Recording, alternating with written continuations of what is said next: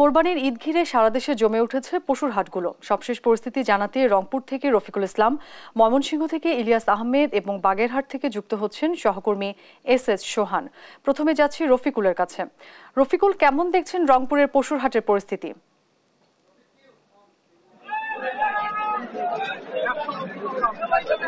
অরিন, আমি যদি আপনাকে একটু বলি যে আর ঈদ তো 2 দিন বা 3 দিন পরেই ঈদ। এই ঈদকে কেন্দ্র করে যে কোরবানির ঈদকে ঘিরে যে পশুর হাট বা কোরবানির পশুর হাট, সেই পশুর হাট কিন্তু ব্যাপকভাবে জমে উঠেছে। আমরা আজকে এই মুহূর্তে রয়েছে রংপুরের বুড়িরহাট এলাকার একটি গরুর হাটে। আমি যদি আপনাকে একটু দেখাই যে এই আমরা এখন যেখানে রয়েছি সেখানটা কিন্তু একটা আঞ্চলিক মহাসড়ক, রংপুর লালমনিরহাট আঞ্চলিক মহাসড়ক। সেখানটা কিন্তু গরুর দিয়ে এখানটা মানে এই এলাকাটা গরুর ক্রেতা বিক্রেতা দিয়ে ভরে গেছে। আমি আপনাকে একটু তথ্য দিয়ে রাখি যে রংপুরের এবার 75টি গরুর হাট বসেছে স্থায়ী অস্থায়ী মিলে। এখানকার প্রশাসনরা বলছেন যে এই যে গরুর হাটগুলো রয়েছে, গরুর হাটগুলোতে ব্যাপক নিরাপত্তার কথা তারা আমাদেরকে জানিয়েছে। একই সঙ্গে যদি আমি আপনাকে আরেকটু বিষয় জানিয়ে রাখি যে এবারের গরুর হাটে গরুর দাম বেশি এমনটা বলছেন ক্রেতারা, আবার যারা বিক্রেতারা তারা বলছে গরুর দাম অনেকটা কম। এই কেন কম আবার বেশি, এই নিয়ে আমরা কথা বলেছি এখানকার যারা ক্রেতা বিক্রেতারা আছেন। এই কথা বলতে গিয়ে আমরা যেমনটি পেয়েছি যে মূলত যারা এখানকার গরু নিয়ে এসেছেন তাদের অধিকাংশ লোকই হচ্ছে মধ্যস্বত্বভোগী, অর্থাৎ যারা কৃষক পর্যায়ে রয়েছেন, যারা খামারি পর্যায়ে রয়েছেন, তাদের কাছ থেকে মধ্যস্বত্বভোগীরা গরু ক্রয় করার কারণে বাজারে এর প্রভাব পড়েছে।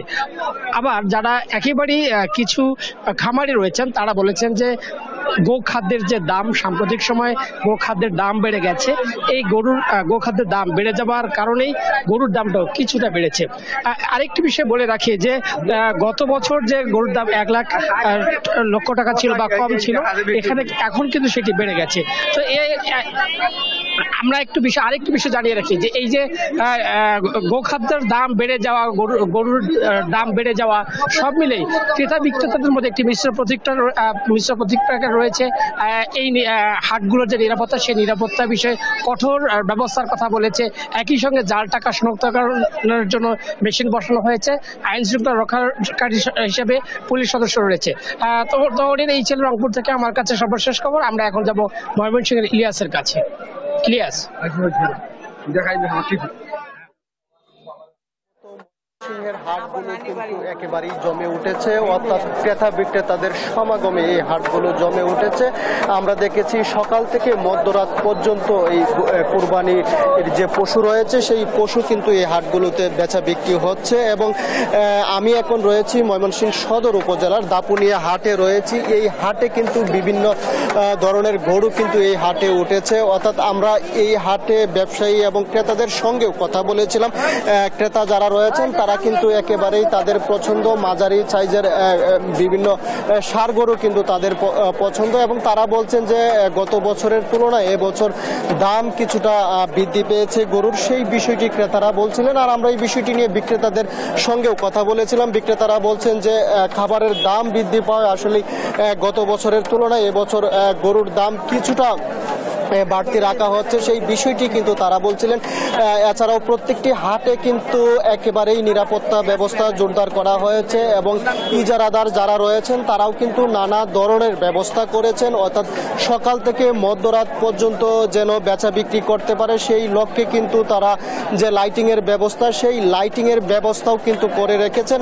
একেবারেই বলা চলে যে ময়মনসিংহের হাটগুলো কিন্তু ক্রেতা বিক্রেতাদের কানায় কানায় পরিপূর্ণ হয়ে উঠেছে, এবং বেচা বিক্রিও কিন্তু অনেক হচ্ছে, সেই বিষয়টি কিন্তু বলছিলেন বিক্রেতারা। এবং ক্রেতারাও কিন্তু তারা তাদের সাধ্য অনুযায়ী বিভিন্ন ধরনের গরু কিন্তু তারা কিনে নিচ্ছেন, এবং তারা বলছেন যে যদিও একটু দাম বেশি, সেই বিষয়টি কিন্তু তারা বলছিলেন। এবং হাটে এসে যারা ক্রেতা রয়েছেন তারা কিন্তু বিভিন্ন ধরনের গরু দেখে কিন্তু তারা তাদের পছন্দ অনুযায়ী কুরবানির জন্য পশু কিন্তু কিনতে পারছেন।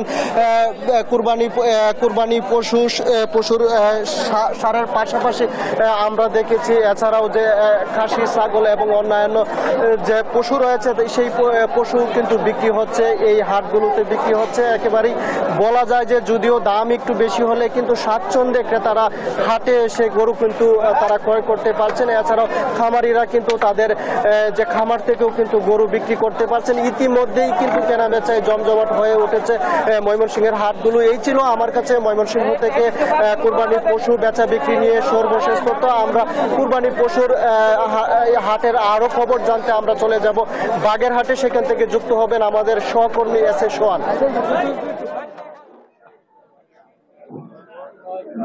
বাগেরহাটে কিন্তু কোরবানির যে হাট, সেই হাট জমে উঠেছে। আমরা বিভিন্ন উপজেলায় খবর নিয়েছি। বাগেরহাটের স্থায়ী অস্থায়ী অন্তত 23টি হাট কিন্তু জমে উঠেছে। বিভিন্ন হাটে ক্রেতা বিক্রেতাদের ভিড় লক্ষ্য করা গেছে এবং মোটা তাজা করা যে পশু, সেই পশু কিন্তু বিক্রেতারা বিক্রি করার জন্য হাটে নিয়ে আসছে। এই মুহূর্তে আমি রয়েছি বাগেরহাটের যে রামপাল উপজেলার ফয়লাহাট গরুর বাজারে। এখানে কিন্তু প্রচুর পরিমাণ গরু উঠেছে এবং ক্রেতা বিক্রেতারা দামাদামি করছেন। এখানে 1 লক্ষ টাকা থেকে শুরু করে প্রায় 5 লক্ষ টাকা পর্যন্ত দামের বিভিন্ন গরু রয়েছে। বিভিন্ন রং এবং জাতের গরু কিন্তু এখানে রয়েছে এবং সারা বছরই খুব যত্নে লালন করা যে সব পশু, সেই পশু কিন্তু কোরবানি উপলক্ষে তারা বিক্রি করতে নিয়ে আসছেন।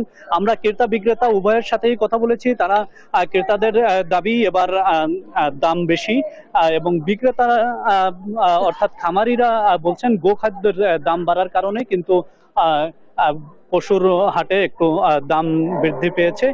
আমরা যদি একজন খামারির সাথে কথা বলি, একজন প্রান্তিক খামারি, তার কাছে মূলত আমরা একটু জানতে চাবো যে এবারে গরুর দাম কেমন, বেশি দাম কেন। আপনি কি এখানে গরু নিয়ে আসছেন? জি জি। কয়টা গরু নিয়ে আসছেন? 4টি করে নিয়ে আসছেন। বিক্রি করছেন একটাও? না। কত বড় গরু নিয়ে আসছেন? ওই তো ওইটাই আমাদের এখানে, এই 12 মনে হবে।